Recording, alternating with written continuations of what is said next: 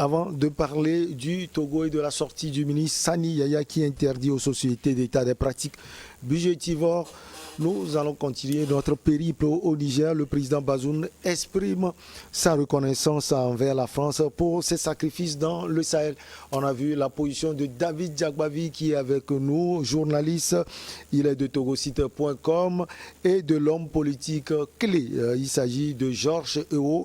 On va maintenant écouter Honorable Beausoleil Obekou sur la sortie du président nigérien Bazoum. Oui, au fait, le président nigérien ne fait pas de sortie pour parler.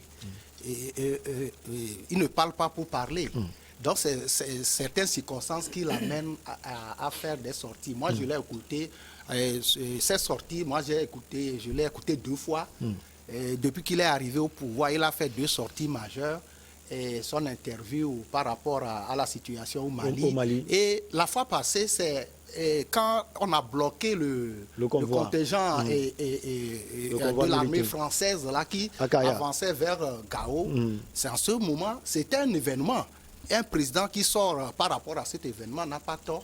Moi, je ne vais pas parler par rapport à la manière, à sa manière de parler, tout ça là. Mais vous avez posé une question qui est pertinente. Est-ce que ce que Mohamed Bazoum dit est vrai? Je crois que vous avez posé cette question. Mais c'est là-bas. Avant de répondre à cette question, moi je prends par exemple la situation pour sa dernière sortie. Des gens bloquent le contingent de l'armée française qui va pour amener comment on l'appelle, un soutien ou des renforts au niveau de Gao, au niveau du Mali. Ils ne viennent pas au Niger, ni au Burkina Faso. Donc, le président nigérien a clairement dit, si la France n'était pas intervenue, est-ce que le Niger seul, ou bien le Sahel seul, les pays du Sahel seul peuvent combattre le terrorisme? Il a dit non. Est-ce que c'est vrai ou faux? Si la France n'était pas intervenue, le Mali et le Niger, les pays du Sahel ne peuvent pas combattre seuls le terrorisme. Il a dit quelque chose, il faut partir de là. Il a dit, ne nous trompons pas d'adversaire, que les présidents, l'armée française n'est pas notre ennemi. C'est notre... Et l'armée française est venue pour nous soutenir. C'est de là qu'il dit, qu'il félicite, il rend hommage à l'armée française, qui est venue, qui a consenti des sacrifices. Ses fils, ces jeunes sont venus mourir au Sahel. Pour qui? Pour le Niger, pour le Mali et pour les autres pays du Sahel. Là, je crois qu'il n'a pas tort de le dire. Il a été cohérent. Mais il n'a pas dit qu'il n'a pas de reconnaissance pour l'armée nigérienne. Non, il n'a pas parlé de ça. Mais il a dit c'est par rapport au ressentiment contre les Français qui date, ce n'est pas d'aujourd'hui, de la colonisation. Les Africains ont vraiment raison d'avoir ces ressentiments-là contre la France. Ça, c'est une autre question. C'est un autre sujet. Mais la fois passée, l'armée française, le contingent de l'armée française qui s'avançait vers Gao n'avait pas besoin d'être bloqué. Il est vrai que les gens peuvent manifester leur ressentiment en bloquant l'armée française. Et le président n'a pas donné de tort à ceux qui manifestaient. Mais il a voulu leur faire savoir que l'armée française, au fait, est venue plutôt pour nous soutenir et non pas pour nous faire du mal. D'autant plus que ces manifestants aussi, leur mobile disait que l'armée, on a apporté des armes pour aller armer les terroristes. Ça n'a pas de sens. Ça n'a pas de sens. Que l'armée française apporte des armes pour aller armer les terroristes qu'elle-même combat au Sahel, ça n'a pas de sens. C'est pour cela qu'on comprend les manifestants qui manifestent leur ressentiment par rapport à ce que la France fait en général en Afrique. Mais le président nigérien a raison de dire que l'armée française est venue pour nous soutenir et consenti des sacrifices pour nous. Pour la première sortie, s'il faut rappeler ça, il a dit, c'est par rapport au Mali, que ceux qui ont fait le coup d'État au Mali, Assimi Goïta et la junte, ils parlaient de l'insécurité. Que étant militaire, ils auraient mieux faire de prendre les armes pour aller combattre les terroristes au lieu de venir faire un coup d'État pour faire partir un président démocratiquement élu. Il a raison ou pas? Je dis qu'il a raison. Mais c'est ça, sa manière de parler. Si c'est ça que les gens critiquent, on a l'impression, honorable, que les jeunes Africains veulent entendre quelque chose aujourd'hui. Quand vous êtes contre la France, on vous applaudit. Oui, quand voilà. vous dites même la vérité, on est contre vous. Voilà, et les gens savent. C'est l'impression que vous avez. Voilà, c'est l'impression. Et je l'ai dit tout à l'heure. Je l'ai dit tout à l'heure. Il y a ce ressentiment-là dans toute l'Afrique, surtout au niveau de la jeunesse. Quand les gens se rappellent de ce que la France a fait depuis la colonisation jusqu'à aujourd'hui, après la colonisation aussi, tout le monde le sait. Donc il y a ce ressentiment-là. Et les jeunes actuels qui manifestent contre peut-être, ils disent le départ de la France. Moi, je ne crois pas que c'est le départ de la France au niveau militaire dont il s'agit, mais au niveau, ça dit que la France doit laisser au niveau politique, économique, tout ça. Là, la France, quand même, doit être un partenaire fiable, un partenaire sincère pour les pays africains. Je crois que c'est de ça qu'il s'agit. Et non passer par des contorsions pour pouvoir, peut-être, entre guillemets, comme les gens le disent, piller nos pays africains. Mais dans ce cas d'espèce, la France est venue et le président nigérien a dit quelque chose. Si la France n'était pas intervenue au Mali, est-ce que le Mali serait le Mali qu'on observe aujourd'hui? Non. Bamako serait pris de Quand les terroristes faisaient route vers Bamako, l'armée malienne, je suis désolé, était en débandade totale. Était en débandade, n'a pas pu contenir ces terroristes. Et c'est l'armée française qui est venue les stopper et même les repousser. Donc, dans ce cas-là, nous pouvons quand même reconnaître ça à l'armée française et surtout qu'il y a des gens qui ont donné leur vie pour sauver aussi nos pays africains. Donc, ceci dit, le président nigérien, sa sortie, si vous demandez si ce qu'il a dit est vrai, moi je dis que c'est vraiment vrai. Si vraiment je peux vrai. le répéter, vraiment vrai. ainsi, et je passe. On va quitter le Niger pour le Togo. Je voudrais vous dire que en fait, les jeunes ne sont pas là pour cautionner ceux qui insultent la France. Non. On a l'impression que c'est un discours que les jeunes Africains veulent entendre. C'est qu'aujourd'hui, les jeunes ne veulent pas que leurs leaders, leurs dirigeants, leurs présidents soient des gens qui sont là à longueur de journée à chanter pour la France. C'est la France. On peut chanter pour la Russie. Non, la France, elle est là pour la France. Le Niger, il est là pour le Niger. Le Togo est là pour le Togo. Donc, s'il doit y avoir des discours de reconnaissance, c'est à des occasions. Non, ils ne sont pas là, ils ne sont pas élus par les Français, ils ne sont pas élus par les militaires français. Ils sont là pour servir leur pays. Un point bas. Pour ce qui concerne leur allégeance et tout, ça n'a qu'à rester dans leur couloir d'Élysée. Ça, on n'a pas besoin sur les télévisions, tout ça là, non. C'est tout ce que le jeune Africain ne voudrait pas entendre. Allez, on va quitter Niamey pour Lomé. On a fait un périple, on est passé par tout en Afrique. Sani Yaya ne tolère plus les folles dépenses des sociétés d'État et les établissements publics au titre des étrennes pendant les périodes de fêtes de fin d'année. David Diakbavi, selon vous, qu'est-ce qui justifie cette sortie du ministre Sani Yaya? C'est relatif au constat qui a été fait dans la mauvaise gestion des deniers publics qui sont mis à la disposition de certaines institutions, de certaines sociétés, de certains ministères, au titre du gouvernement surtout. C'est aussi le constat relatif aux détournements qui sont imposés dans la commande de ce qu'eux-mêmes ils appellent des étrennes de fin d'année, qui consistent en de petits articles promotionnels que certaines sociétés d'État font fabriquer pour les offrir à leurs clients, à leurs partenaires ou à leur personnel, etc. Sani Yaya, en tant que ministre des Finances, a besoin d'assainir le secteur de la finance au Togo. C'est en fonction de cela qu'il a pris cette décision. Sauf que cette décision, elle a été prise tardivement, très tardivement. Les étrennes ne sont pas commandés à la date de signature de cette décision par le ministre. Les étrennes, ils sont commandés très tôt, depuis le début de l'année. Pour certaines sociétés, en plein milieu de l'année pour d'autres. monsieur le député va recevoir aussi des étreintes de l'Assemblée nationale. Je ne sais pas si vous en recevez, mais vous allez en recevoir bientôt. Et donc, ces étrennes sont des budgétivores, comme on les appelle. Et elles ne servent à rien, en fait. C'est les calendriers, c'est les stylos, c'est les porte-clés, c'est les... Je sais pas, il y en a tellement.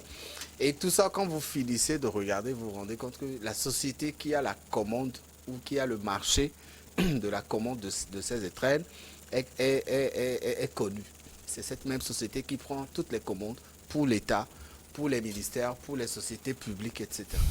Et alors, le ministre Sani Yaya qui fait une sortie pour interdire aux sociétés d'État de fabriquer, de commander des étrennes, est-ce que lui, il a un pouvoir pour surveiller l'application de cette décision qu'il a prise? Vous pensez que qui aura le pouvoir pour surveiller cela? Je vous dis que les étrennes sont déjà passées en commande. Pour cette année 2022, là, pour l'année prochaine 2022, les étrennes de 2022 sont déjà toutes passées en commande. C'est moi qui vous le dis. Je suis dans la communication, je sais de quoi je parle. Vous allez au port, ce n'est pas en décembre qu'on passe les commandes. Vous allez à Togocel, ce n'est pas en décembre. Vous allez même dans son propre ministère là-bas, ce n'est pas en décembre qu'il va passer les commandes. Les commandes sont passées en amont, très tôt. Et les livraisons se font pendant cette période. À la fin du mois de décembre, les cadeaux sont envoyés à tout le monde. Monsieur le député aussi offrira des cadeaux aux gens. C'est normal. Lui, il va le faire avec ses sous. Mais eux, là, c'est les sous de l'État.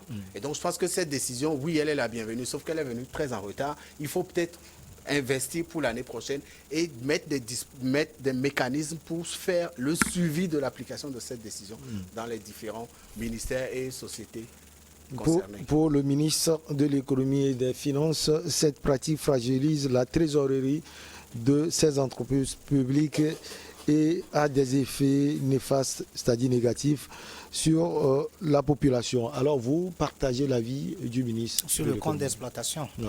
En fait, je ne veux pas tout droit dire oui ou non, mais la fin de l'analyse va prouver. En fait, la sortie du ministre, elle est salutaire parce que vous savez, les ressources des États sont très limitées et donc alors que les dépenses sont illimitées, il faut toujours passer par des gymnastiques pour pouvoir subvenir aux besoins de la population, les budgets de l'État, etc. Donc, s'il doit y avoir des dépenses de trop, ou bien des dépenses inutiles, il faut laisser carrément au profit des dépenses utiles. Donc, c'est normal. Sauf que, comme David l'a dit, la décision, elle est trop tard. Oui. 2, c'est que ces sociétés qui sont là pour avoir ces commandes, c'est des sociétés des Togolais. C'est des sociétés togolaises. Il y a certaines sociétés qui sont là seulement pour vivre vers la fin d'année à cause de ces commandes d'étrennes. Comment ces sociétés vont vivre s'il n'y a plus ces commandes? Ça, c'est 2. 3, c'est que les étrennes sont faites pour quoi? Pour la visibilité des sociétés d'État. Et donc, on donne aux clients, on donne à certains fournisseurs. Et d'ailleurs, des fois, c'est sous forme de publicité. Vous avez, par exemple, comment on l'appelle, un calendrier de Togocom sur votre table au niveau de votre bureau permet aux gens de connaître Togocom ou bien peut-être souscrire à Togocom. C'est des exemples, c'est pour la visibilité. Maintenant, est-ce qu'il n'est pas bon plutôt de régulariser, de réguler plutôt les choses en interdisant ou bien en interdisant des dépenses qui sont de trop au lieu d'interdire carrément? Ça, c'est un autre cas, puisque nous voulons aider la population avec l'argent. L'argent de ces étrennes-là, on veut que, la lettre n'a pas bien expliqué. Si cet argent-là, les sociétés vont le reverser à l'État, au Trésor, pour que l'État puisse l'utiliser à d'autres dépenses. Ce n'est pas clair. Mais maintenant, ces sociétés qui vivent à cause de ces étrennes de fin d'année, puisqu'il y a certaines sociétés qui font des chiffres d'affaires uniquement que vers la fin d'année. J'en connais beaucoup. Qu'est-ce qu'ils vont devenir? Donc, il faut que nous puissions analyser. C'est pour cela que je fais ces analyses pour pouvoir dire qu'il faut que nous puissions aller à d'autres propositions. C'est bien, puisque en tant que ministre des Finances et de l'économie, cette proposition n'est pas la bienvenue. Non, en fait, vous savez, pour qu'un manager puisse prendre une décision, il faut beaucoup de choses par rapport à son expérience, sa connaissance du terrain, les informations qu'il a. C'est ça. Avoir un poste managérial, c'est comme ça. Et quand vous décidez par rapport aux informations que vous avez à votre connaissance. Et donc, du coup, aujourd'hui, peut nous permettre, ou bien nos analyses peuvent permettre à l'autorité de peut-être revenir sur un certain nombre de choses, puisque les sociétés là vont fermer, ou soit les gens vont manquer de faire la visibilité. Et n'oublions pas, il y a certaines sociétés d'État qui sont en concurrence avec les sociétés privées. Et ces sociétés privées ne vont pas arrêter d'envoyer les cadeaux. Vous voyez que les clients vont continuer par aller vers les sociétés privées, les sociétés d'État, alors que vers la fin d'année, il y a c'est en comptabilité, c'est la gestion, c'est les règles de gestion. Hein. À la fin d'année, il y a des gens qui octroient ce qu'on appelle les ristournes aux sociétés avec lesquelles ils travaillent, aux employés, pour les motiver. Mais tout ça là, si vous interdisez, est-ce que c'est la bonne décision? C'est tout simplement ce que moi je voudrais dire par rapport à la décision du ministre. Alors pour vous, honorable Bossale Obekou? Oui, au fait, c'est une bonne sortie et je crois que si le ministre prend ces mesures-là, c'est par rapport à une situation. Et il a bien précisé quelque chose face à cette situation de crise sanitaire. Où les populations ont le plus besoin que l'État les soutienne sur le plan social, je veux dire. Donc, ce constat, c'est quoi? Quand vous prenez le budget, et je dis aussi que, d'abord, l'intervention du ministre est peut-être tard, mais ce n'est pas encore trop tard. Parce que le budget de 2021 est déjà passé. Donc, le budget de 2022 qui sera voté, ces étrennes-là font partie de ce budget aussi. Donc, mais le budget sera voté, mais ces recettes-là, en 2022, quand il dit de suspendre ou d'arrêter, ça veut dire que dans le budget des sociétés d'État, je précise ça aussi, il parle des sociétés d'État. Quand on parle des sociétés d'État, c'est l'État qui est le seul actionnaire. Et c'est l'actionnaire qui parle. Non, l'actionnaire majoritaire. Majoritaire, mais je dis quand c'est une société, ce n'est pas para-public, tout ça là. Quand on prend les sociétés, certaines sociétés, donc on parle que c'est les sociétés d'État. Quand on parle de... C'est l'État qui est le grand actionnaire. Donc, quand on parle de suspendre ces étrennes-là, ça veut dire qu'en 2022, lorsqu'une société va mettre sur son compte d'exploitation les étrennes, ça ne va pas passer. Si. Donc 2021, c'est déjà passé. Je suis d'accord avec David, ce qui a été commandé en 2021, c'est déjà fait, on ne peut plus rien. Mais en 2022, parce que l'État fonctionne sur les recettes. Et les recettes de l'État proviennent des impôts et comment on l'appelle, le bénéfice des sociétés d'État. Donc, quand on a ces étrennes-là, et il dit que ça agit sur la trésorerie des sociétés. Ouais, la trésorerie. Si ça agit sur la trésorerie des sociétés, donc ça agit sur le bénéfice, ça amoindrit le bénéfice qui doit rentrer dans la caisse de l'État pour permettre à l'État de pouvoir faire des dépenses au niveau social. Donc, quand les étrennes sont suspendues, ça veut dire que les bénéfices, ce qui va arriver, ou la dividende qui va arriver au niveau de l'État va augmenter. Donc, et les étrennes, moi je crois que ce n'est pas seulement les cadeaux, mais aussi il y a certaines gratifications. Quand les gens croient, certaines sociétés peuvent jouer peut-être pour pouvoir un peu maquiller certaines choses, peuvent mettre certaines dépenses par rapport à certaines gratifications et à certains cadeaux. Mais le ministre dit, en ce temps de Covid, où nous avons besoin de soutenir les populations, est-ce qu'on a besoin encore de faire des gratifications? Et il faut aller voir aussi ces gratifications-là, comment ça se fait. Quand je n'accuse personne, mais il y a certaines sociétés, quand on s'approche de la fin de l'année, donc, et pour pouvoir peut-être, je n'arrive pas à le dire, mais je dois le dire, faire augmenter certains gratifications qui doivent aller dans certaines poches là, on augmente ces dépenses-là. Et je crois que nous vivons une situation, les gens crient chaque jour qu'il faut faire ci, il faut faire ça, que l'État doit faire ça. Donc l'État est en train d'augmenter l'entrée des sous dans sa caisse. Pour pouvoir prendre par exemple, les étrennes. Peut-être qu'à part ça, il y a certains postes aussi dans certains budgets qu'il faut aussi supprimer ou même peut-être amoindrir pour pouvoir augmenter ces recettes-là. Donc je crois que le ministre a raison et ça va agir sur le budget de l'année 2022. Il est vrai, on peut le programmer. Quand vous prenez le budget, c'est sûr que ils ont déjà programmé ça. Et ça va prendre effet à partir de 2022. On va leur dire de ne pas faire. Donc ça va s'enlever, ça va quand même, on va le déduire. Les étrennes là, quand ils ne seront plus effectués, ça va faire augmenter l'entrée de... Et je n'ai pas fini, je vous dis, je vais terminer là. Il y a un constat. Quand, depuis la crise sanitaire, le bénéfice des sociétés d'État diminue d'année en année. Et a beaucoup diminué. Il y a même certaines sociétés dont le bénéfice est peut-être négatif. Mais maintenant, quand vous savez que ces bénéfices-là ne sont pas consistants, et au même moment, il y a ces gratifications-là qui sont très élevées, ce qui amène même que des fois, on n'a rien à reverser à l'État.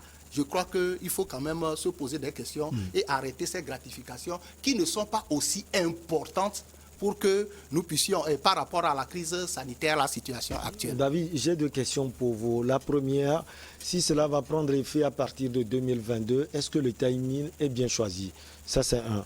Deux, le ministre pense aux populations.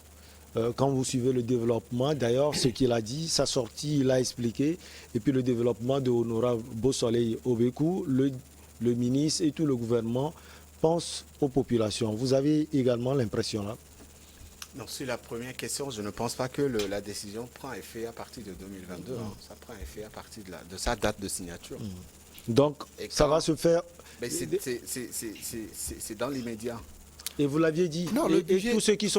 toutes ces choses qui sont commandées. Non, moi je ne parle pas de budget. Moi je parle de ce que le ministre... Le ministre n'a pas parlé de budget. Le ministre a dit il est interdit à toutes les sociétés d'État de commander ou de commander des étrennes pour la fin d'année. Et certaines commandes sont déjà été faites. C'est pour ça que je dis que sa décision, elle est bonne, salutaire, mais elle est tardive. Mais comment on va faire les commandes? On va les annuler? Le mécanisme, normalement oui. Si vous êtes une société d'État, que vous dépendez de l'État, et que l'État vous dit, vous n'avez plus le droit de commander des étrennes, si vous passez des commandes, vous passez à l'annulation de ces commandes aussi. C'est pour ça que je disais, est-ce que le ministre a les mécanismes nécessaires pour suivre l'exécution de sa décision? C'est en cela que je peux être d'accord avec le député. Quand il dit, à partir de l'année prochaine, peut-être la marge budgétaire dédiée aux étrennes ne figurera plus dans le budget de ces sociétés d'État. Et oui, le ministre, c'est son travail. Il est ministre des Finances, il doit chercher de l'argent. Mais je ne pense pas que c'est les petits sous-là de ces étrennes qui vont faire changer le quotidien des Togolais. Si le ministre... ça va y contribuer. Ça peut contribuer, David. Rien du tout. C'est moi qui vous le dis, en rien. Tu connais le montant? Je confirme que le budget des étrennes ne va changer rien du quotidien des Togolais. Vous savez où? Le ministre, quand il parle comme ça, c'est bien, il est applaudi, mais il oublie. Et qu'il demande au gouvernement de diminuer le budget de l'État. Qu'il demande à la présidence de la République de diminuer le budget de la présidence de la République. L'Assemblée nationale, la primature, c'est des gros consommateurs de budget. Mais quand vous prenez le budget de la présidence de la République togolaise, vous savez ce que ça représente? On fait quoi avec tous ces milliards? Que Sani Yaya écrive à la présidence pour lui dire baissez votre budget. On va l'applaudir. Qu'il écrive à la primature pour dire Madame le Premier ministre, baissez votre budget parce que je pense aux Togolais. Qu'il écrive à votre présidente, monsieur le député, pour lui dire baissez votre budget parce que je pense au quotidien des Togolais. On va l'applaudir. mais qu'il demande à la présidence aussi, qu'il écrive à la présidence pour leur dire arrêtez de commander des étrennes. Les sociétés d'État, là, la primature, c'est une institution togolaise. La présidence, c'est une institution. La présidence offre des cadeaux chaque fin d'année. Moi, j'en reçois. Des agendas griffés. Peut-être que tu ne vas pas les Présidence de la recevoir cette République, année. Des stylos. Ouais, c'est pas sûr que tu Il y en les a reçoives plein. encore. Hein. Et c'est pour ça que je dis que vous allez en recevoir aussi à l'Assemblée nationale. Vous allez en recevoir chaque année, c'est un rituel. Et donc, il faut que Sani Yaya aille plus loin. Parce que les gros consommateurs du budget du Togo, là, on les connaît. Ce n'est pas les étrennes. Non. C'est la présidence de la République, la primature, l'Assemblée nationale. Baissez, diminuez vos budgets. Le chef de l'État est allé, en pleine crise de la Covid, il avait proposé au gouvernement de sacrifier 2 mois des salaires des ministres. Ça a été applaudi. Nous avions tous applaudi cela. Et donc que Sani Yaya, que je respecte beaucoup, je l'invite à diriger ses actions vers là où on peut gagner beaucoup de milliards. Et il connaît ces endroits-là dans ce pays. Ouais, Georges. Oui, et moi je pense que s'il doit y avoir de propositions, c'est de demander au ministre plutôt de voir là où les dépenses sont de trop. Comme Tu David connais, l'a dit. Oui. Vous ne connaissez pas. Non, quand je dis, nous parlons, nous sommes dans... David, vous savez, il y a un contexte. David se moque de vous. Hein. Non, il y a un contexte. Il y a un contexte et il a raison de se moquer de moi. Il se moque plutôt de l'honorable. L'honorable doit baisser son salaire. C'est honorable, il se moque d'honorable. Parce qu'il sait que moi, je ne suis pas dedans. On n'est pas honorable. Donc, il sait que moi, on n'est pas dedans. Donc, ce qui est rationnel, c'est de voir là où c'est de trop. Là où il y a des dépenses de trop. Les étrennes de fin d'année, c'est normal. Ça remonte même de l'Empire, comment on l'appelle, romain. Et là, ce n'est pas affaire d'aujourd'hui.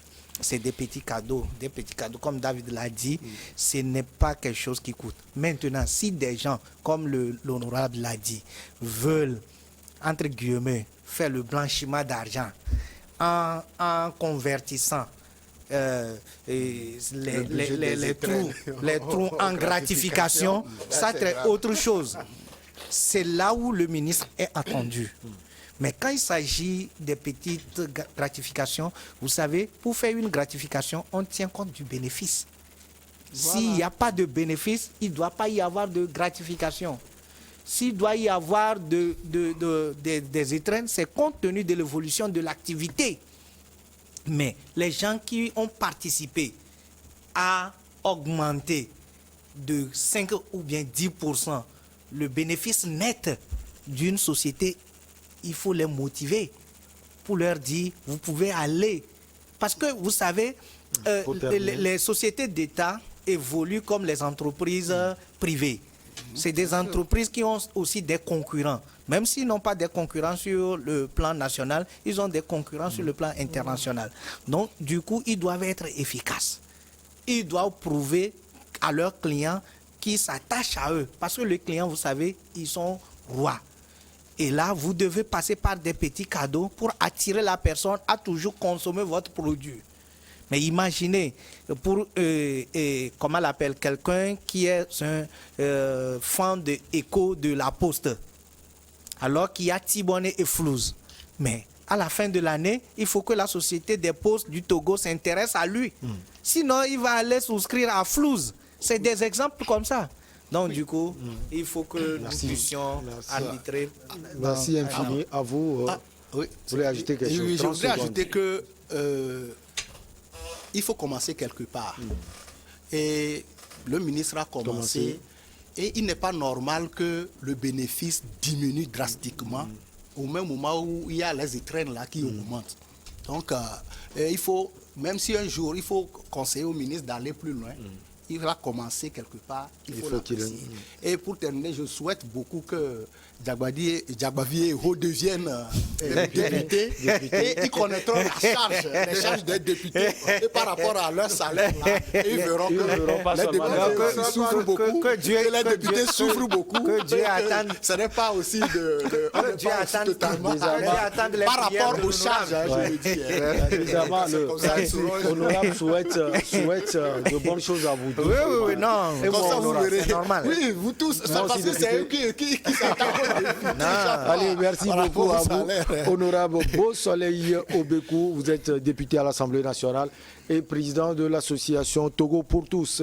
Merci également à Georgéo, homme politique du cercle des leaders émergents. Merci au journaliste David Diagbavi de togosite.com.